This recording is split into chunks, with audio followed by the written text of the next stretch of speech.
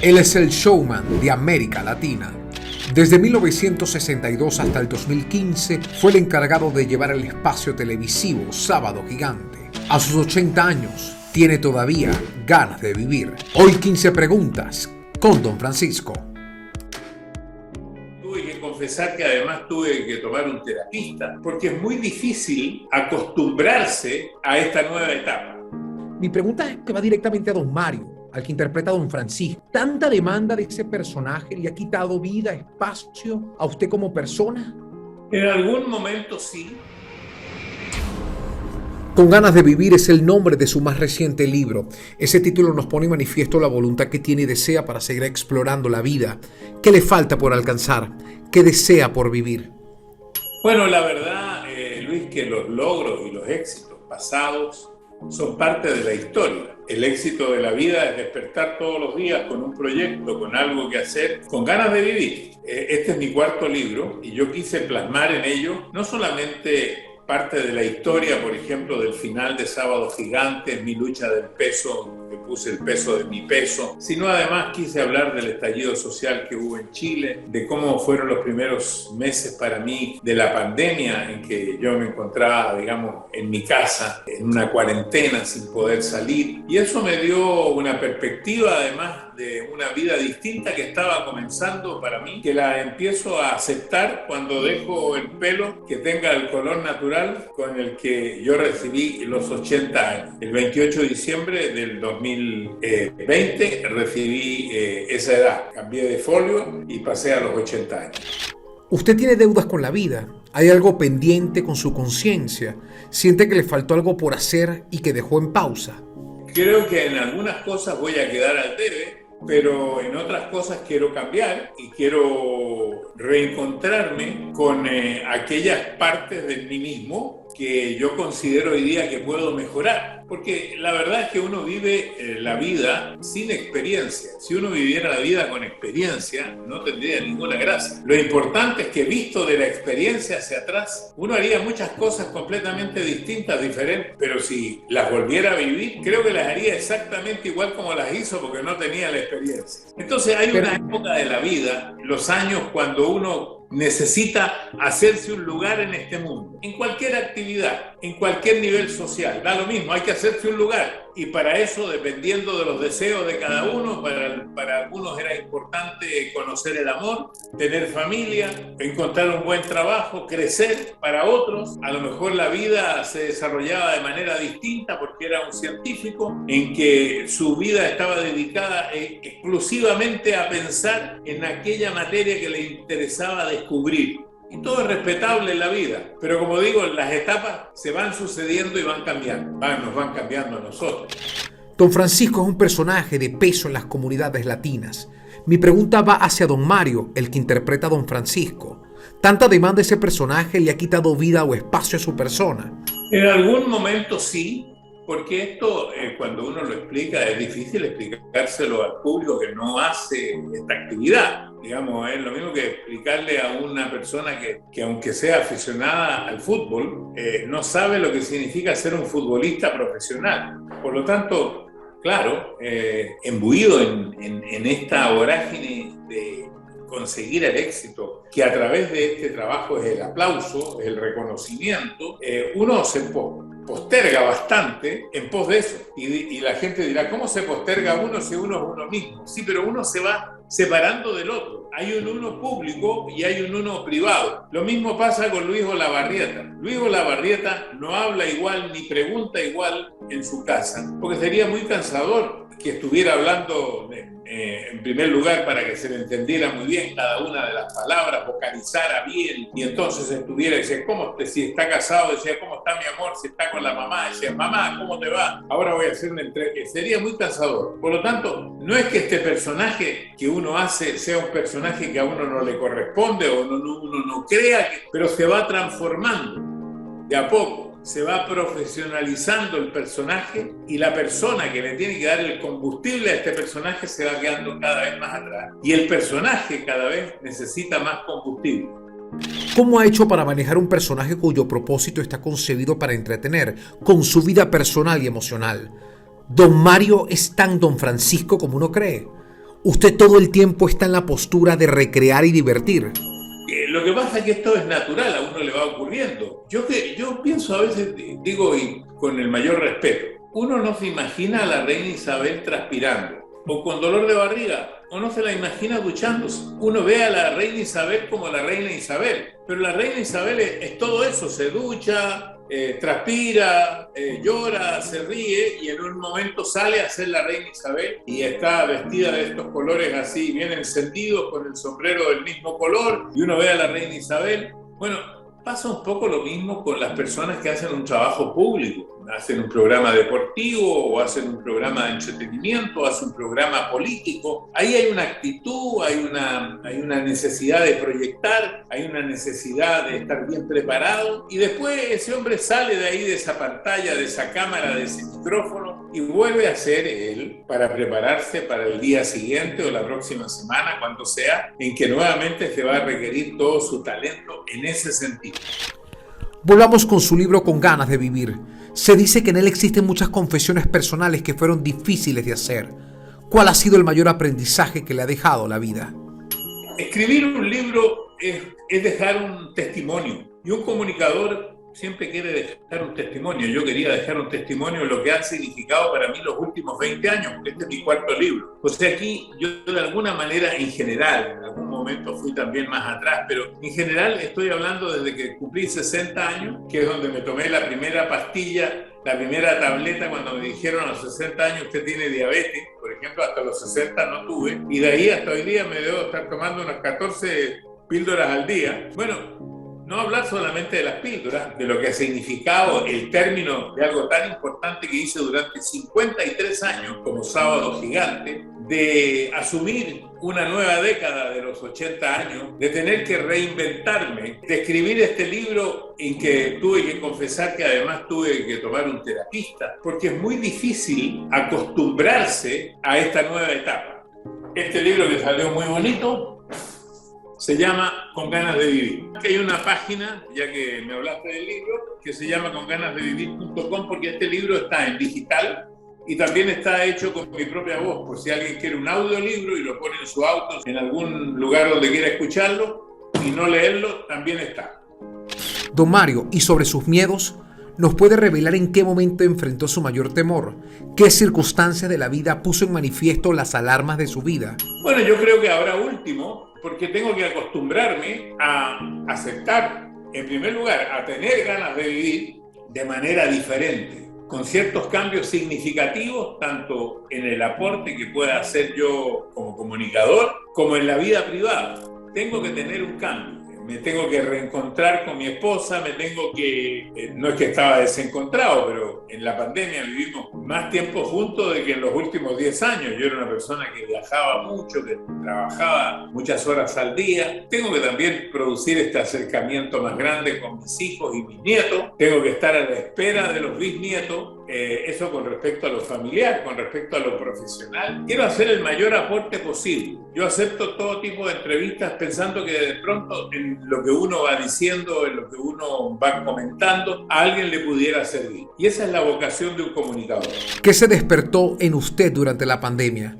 ¿Qué se reveló durante este tiempo de encierro? Yo diría, antes de la pandemia, Luis, esto comenzó cuando dejé de hacer, no Sábado Gigante, porque yo sabía que al día siguiente ya tenía un nuevo trabajo. Cuando dejé de hacer Don Francisco Te Invita en Telemundo, y tenía 78 años, yo dije, de aquí en adelante es difícil para mí comprometerme a hacer programas como el que estoy haciendo ahora, que me toma un trabajo muy exhaustivo. Yo tengo que compartir mi vida con otras cosas. Y es por eso que he hecho ciclos en CNN en español. Ahora voy a hacer un nuevo ciclo de reflexiones que comienza en el mes de septiembre. Escribí este libro. Estoy por iniciar una campaña con una empresa de salud. Y con eso yo creo que ya tengo lleno mi calendario para seguir adelante. ¿Con quién ha tenido su mejor conversa? ¿Quién ha sido para usted su mejor entrevistado? Lo que pasa es que yo soy un compendio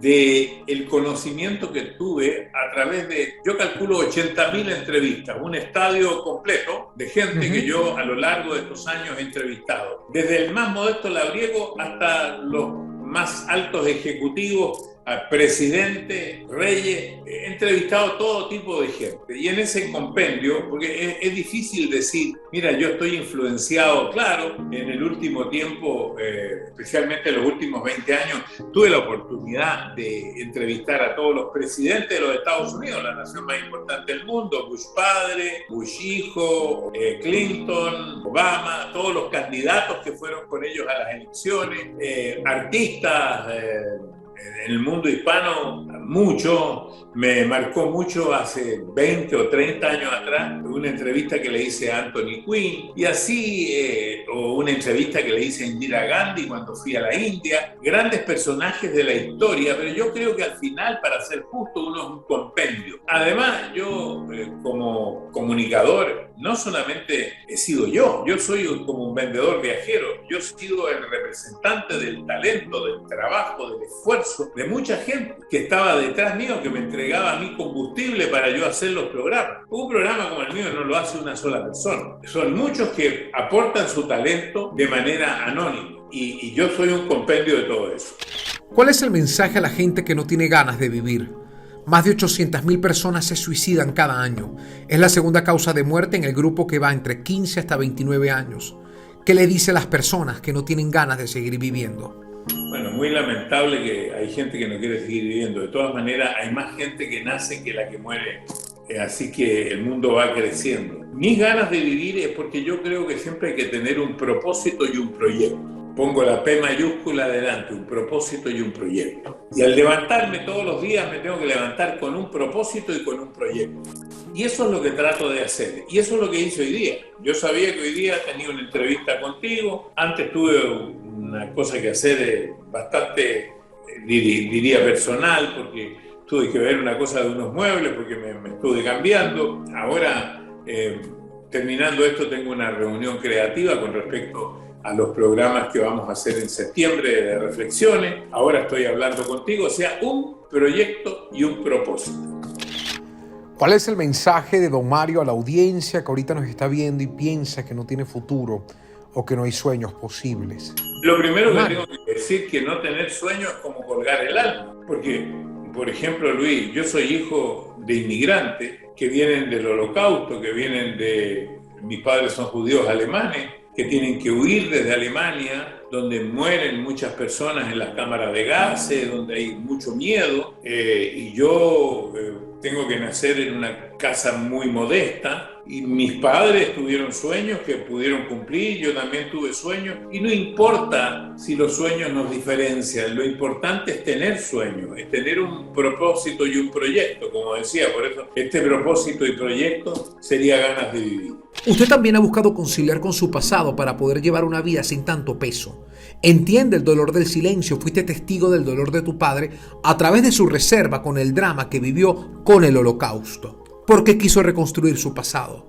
¿Qué respuestas estaba buscando? Lo que pasa es que yo creo que la historia es importante y a mí me pareció siempre que yo estaba al debe, si no seguía la historia de mis padres, también lo hice con mi esposa, que también siguió la historia de sus padres, y buscar hacia atrás para caminar hacia adelante. Nosotros somos fruto de nuestra historia. Si yo te pregunto a ti, Luis, ¿a quién te pareces tú más? ¿A tu mamá? ¿A tu papá? ¿Qué tienes de tu mamá? ¿Qué tienes de tu papá? En el momento que te estoy diciendo esto, todas las personas que están escuchando están pensando.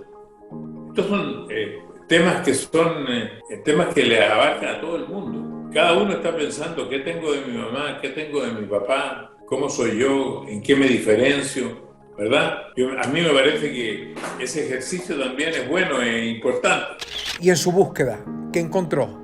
Bueno, en la búsqueda yo encontré en primer lugar, mi mamá fue una cantante de ópera frustrada, por la guerra no pudo ejercer su profesión y se inspiró en mí.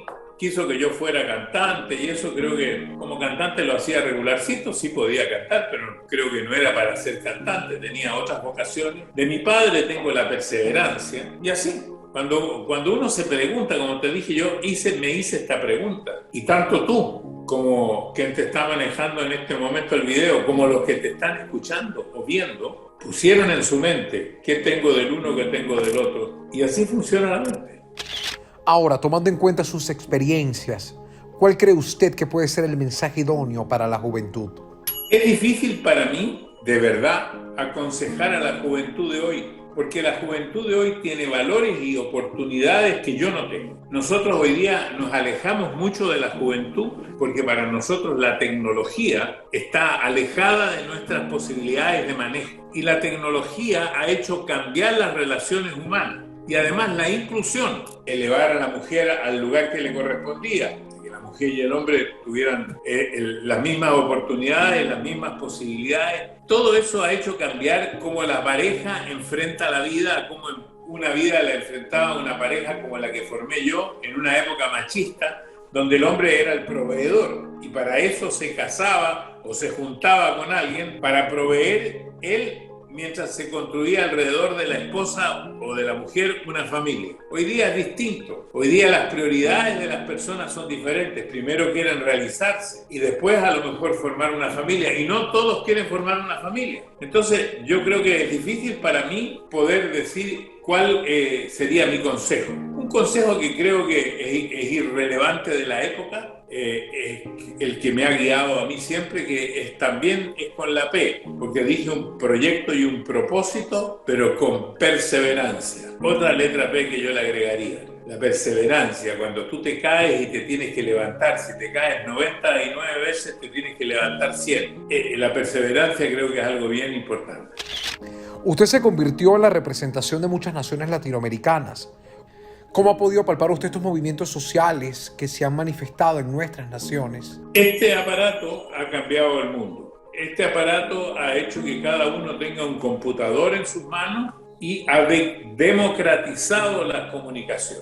Entonces hoy día la juventud, que es la que maneja la tecnología, tiene en sus manos muchas decisiones que antes no tenía, y es por eso que el mundo está tratando de buscar de que las distancias no sean tan grandes y que exista al mismo tiempo que haya progreso, no haya tanta desigualdad. Es una lucha que tiene la sociedad mundial, porque no es solamente en América Latina. Quizás en América Latina se note más durante la pandemia porque tenemos menos reservas que los países más ricos. Pero esto ocurre en todas partes del mundo, en todos los continentes. Hay una lucha por buscar más oportunidades y encontrar menos desigualdad, pero al mismo tiempo produciendo riqueza para que haya avance, progreso.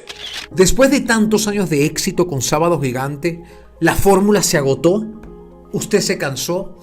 Bueno, piensen lo siguiente. Cuando yo empecé en blanco y negro. En mi país, cuando yo empecé, habían 2 canales. O me veía a mí o veía unas películas antiguas en otro canal. Después hubo 3 canales, después hubo 5 canales, después llegó el cable, llegó el control remoto, llegó el color. Fue esto cambiando hasta hoy día en que la multiplicidad de señales y de oportunidades no van a permitir que se haga un programa como el que yo hacía. Yo originalmente hacía Sábados Gigantes de 8 horas. Empezaba a la 1 de la tarde y terminaba a las 9 de la noche. A las 9 de la noche había un noticiero del canal hasta las 10 de la noche y después yo hacía un programa que se llamaba Noche Gigante, 2 horas más. O sea, yo hacía 10 horas los días sábados. Hoy día la juventud de hoy no tiene tiempo para eso. Tiene muchas imágenes en la única imagen que podía ver en ese entonces era o en el cine o en la televisión. O si él tenía una máquina para filmar, tenía que esperar unos 120 días que le devolvieran el rollo revelado de la Kodak, me acuerdo en ese entonces, para poder ver sus imágenes. Hoy día nos podemos hablar por FaceTime, por Twitter, por Zoom. Hay tantas vertientes de la imagen, hay tantas vertientes de la información, que todo tiene que ser más condensado. Igual que esta entrevista, no sé cuánto dura la entrevista, Luis. Originalmente a lo mejor tenías 1 hora, pero ahora la gente se aburre de escuchar 1 hora a Don Francisco, que ahora quieren venir con otro invitado. Y para despedir, ¿cuál es el mensaje para el pueblo venezolano? Que Venezuela pueda encontrar un camino que le permita retornar a los millones de venezolanos que están fuera. Lo digo porque en mi país hay muchos venezolanos, algunos viviendo en muy malas condiciones porque han llegado hace poco, no se han podido ubicar, y he escuchado y he visto que hay venezolanos en todas partes del mundo. Así que le deseo a Venezuela lo mejor, el mayor avance posible y el mayor equilibrio entre toda la sociedad. Un abrazo, don Mario, y a don Francisco también, a ambos. Muchas gracias, Luis. En exclusiva, Momentos. toda la verdad. Y los invito a mi canal de YouTube para que conozcas historias contadas de otra manera. Suscríbete a mi canal y activa las notificaciones.